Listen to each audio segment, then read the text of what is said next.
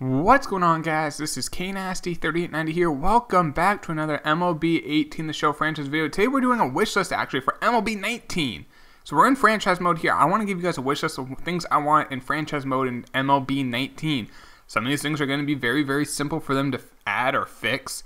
Some of it are bigger things, which is kind of more of a dream scenario, but it would be nice.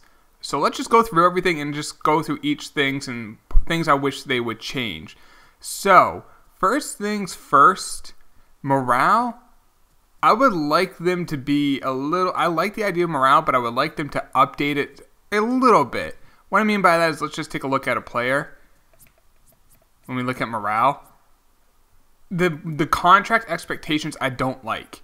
Because certain players, like when they're young, they expect, like if they're playing well, they're like, oh, I want to get paid $30 million, but they're in the second year of service when they're going to be getting $6 million or $5 million or something like that. So they're going to be unhappy.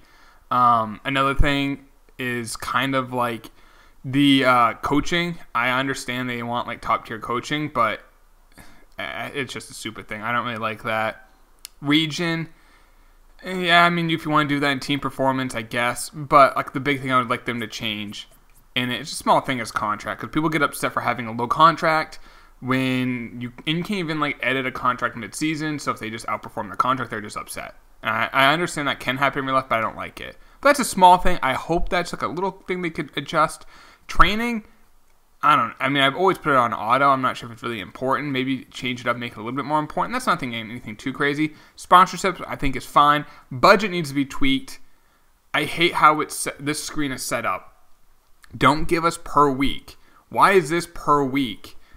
But when you go to a trade, which we'll get to trades in a little bit, it has their yearly amount. I'm not here to do, I'm not an accountant. I don't want to do that. I don't want it to like, oh, let's add times by 52. Wait, do they count the full season or do they count the weeks when they play? How many weeks are there in a regular season? Do they include playoffs? Does spring training count? What is included per week? Don't put it per week. Just have it yearly amount. Just do that. That's simple, an easy fix, because I like the idea of the budget. I like how it says your revenue, the revenue sharing, and since we're the Red Sox in this franchise, we have to give money instead of receive money. There's your player salary, coach salary, scout salaries, and competitive balance tax. I like that. Just put it yearly, not weekly, because it's confusing. This right here, I love this screen. I use it all the time. Maybe be able to have a little bit more of detail when you look at the player salaries. For future years, you can kind of see which players are which there. But other than that, that's like, if they don't change anything on this, I'm fine with that. Let's see, GM goals. It really doesn't affect anything too much. In regards to the roster here, I would just like it to say, like early on, because you have to usually scroll pretty far to see if they're. You can't do it during the regular season. You can check it during the in the off season to see if a player is eligible for the Rule 5 draft. It says if they're on the 40-man roster, but eligible for the Rule 5 draft, I would like them to have it easier on the screen to find. But that's a small little thing there. Moving on to free agents, I want them to fix it, how it's set up, where I know, like, for instance, at the end of the offseason, you can sign any free agent for like a $30,000 contract. I hope they fix that. I also hope they fix the method where you can like pay a payer like $40,000 after 1 year of service time for 2 years, and they will blindly accept it. I hope they fix that. Trade logic, I would love them to add a couple things in trades. Well, first, the logic, like I said, players who are just recently drafted, we'll get to the draft in a little bit, but players who are just recently drafted, like they get drafted in June, the next season, especially the next offseason, they have, even if they have 99 potential and there's an 80 overall 18-year-old kid who's going to be Mike Trout, he'll have zero trade value. Like his trade value will be equivalent to, like, not even Mitch Moreland, like equivalent to, let's see, no, not even that high. It would be equivalent to like a deep potential player. I'm trying to find a guy who would, if you've never seen it, it is incredibly low. It's less than this guy right here. He's a 58 overall, C potential, 26-year-old outfielder. Like, and they could be the best prospect of all time. But as soon as, right after they're drafted, for some reason they have no value. I would like them to change the trade block in regards to logic for it. Like other teams' trade blocks. Like teams that could be, I've seen it where a team is in first place. Like I know when I'm doing a franchise, like if I'm not the Red Sox, they could be in first place, yet they want to trade JD Martinez, who's like an MVP type season. It's not like me going asking for him. it's like I view the trade block and he's sitting on it like they want to actively trade him. Why would they? I would like them, maybe if they do that, to maybe explain. You could like view the trade block and say like player is on the trade block because of morale. Maybe he wants to be closer to home, or he doesn't like the coaches, or he doesn't like where he's batting in the batting order, so he's requesting a trade. Like if they explain it there, I'm like, oh, that makes sense, and that kind of adds a narrative to the franchise, which I love. Also with trades, you see how here on the right it shows the players, it has position, name, their age, potential, and overall. It doesn't say the number of their potential. It doesn't say it's 99, 93, 84, 65 potential. It just gives a letter grade, and we obviously know 90 to a 99 is an A, 80 to 89 is a B, so far and so forth. When you make a trade, and like if I trade, I'm not sure if it'll show up, but like if we trade Devers for Villar, and then we like sim a couple days, it will like pop up on the screen.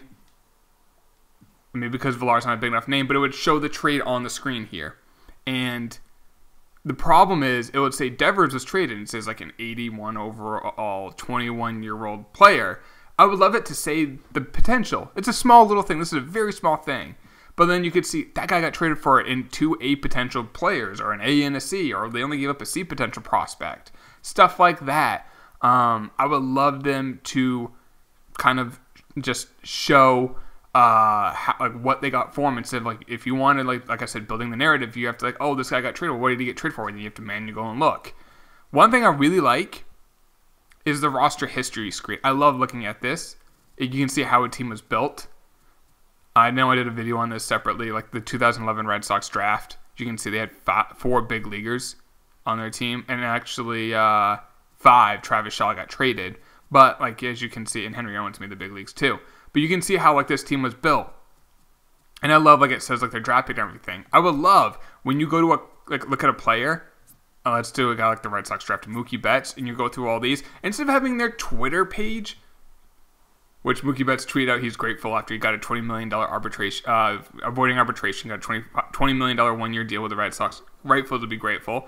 I would love, like, instead of this page, because no one looks at it, have like their career achievements on the screen. So on this screen right here, I would love it to say when they were drafted, what year, what pick. Like he was drafted 2011, 5th round, 210th pick. First thing there. How many All-Star games has he made? He's made 4 All-Star games. He has 3 Gold Gloves. He has 1 MVP, 2 Silver Sluggers, Rookie of the, like whatever they have. All right here. So when you look and like, wow, how did this guy's career go? You can just search right here. All that stuff's right here. And I'll be like, wow, Mookie Betts has had a hell of a career. It's really good. You look at JD Martinez, like drafted in the 10th round of 2009.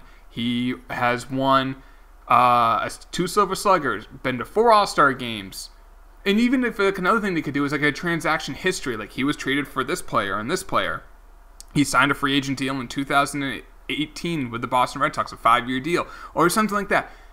Have it all right here. This Twitter page is useless. Don't put it in there. You're trying to sell Twitter, which like most players, other than like Trevor Bauer, don't tweet.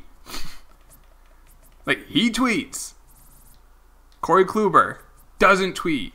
Josh Donaldson doesn't tweet. Andrew Miller doesn't tweet. Like no one cares.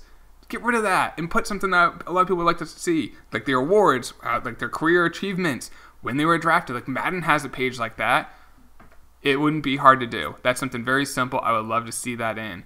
Another thing in regards to just kind of how players go down in overall once they hit a certain age. Like players decline very rapidly in this game, I feel like. I don't know, maybe I'm just kind of thinking, like, I feel like once they hit like 31, they go into the shitter. They just become really bad really quickly. I kind of wish it was a little bit slower for their decline, but that's just me kind of picking and choosing. Scouting, I kind of wish they would maybe simplify how scouting is. I personally don't like scouting. I always am in the mindset of I'm just going to let the CPU, I'm going to hire the best scouts. I'm going to let them figure out who's good, and I'll make the decision. That's what I do. Some of you guys are saying, Kevin, or Kane Nasty, you need to scout yourself. And I'm like, I don't understand it. Like, I've tried it, and it's so time consuming. You have to scout after every game for 70 days. Like, that's a lot of time, or I can just have them do it. They do a hell of a job. Also, in regards to the draft, I'm going to have a small thing and a big thing. Small thing first. Oops. And this right here is actually good, but you'll see it other times in certain years. There's 24, 25-year-old guys who are draft eligible. No, they're not. There's never those players. The oldest someone would be is like 21 or 22. The oldest.